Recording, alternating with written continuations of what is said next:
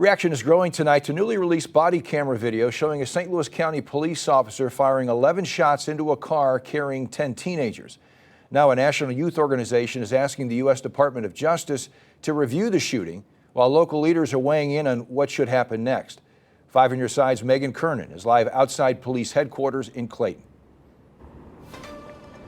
Steve, within the last 3 hours, the Youth Peace and Justice Foundation formally asked the DOJ to consider a federal civil rights investigation. Councilwoman Shalonda Webb says she wants accountability, but also says she trusts the investigative process and the leadership overseeing it. Now, the video shows one officer chasing teenagers before firing one round from a beanbag gun. Moments later, that officer repeatedly tells a group to get in their car and drive away, then smashes its back window as it starts moving.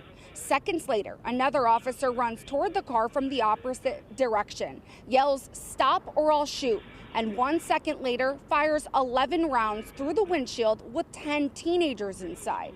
Police say 2 teenagers were shot and a third was hurt by broken glass. Today, Councilwoman Shalonda Webb told me the conflicting commands heightened an already chaotic situation. How could you look at that and not get emotional? There's so many factors in this, Megan, and I'm not going to just jump out and say one thing is wrong and one thing is right. What I do know is that kids were in a car and they were fired upon and they had no weapons.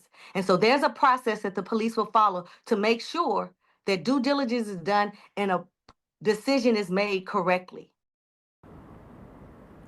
The Youth Peace and Justice Foundation is asking the DOJ to examine three key questions: whether the officers' conflicting commands and deadly force warrant federal review, whether the juveniles were treated properly and protected during the encounter, whether communication, training, supervision, or department policy contributed to the shooting.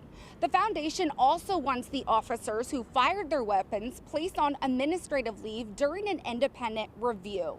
The 2 officers are still employed in non-public facing assignments. The Ethical Society of Police says the use of deadly force must be fully examined, including whether the car was moving toward or away from the officer and whether the officer's actions followed the department's policy. Live in Clayton, Megan Kernan, 5 on your side.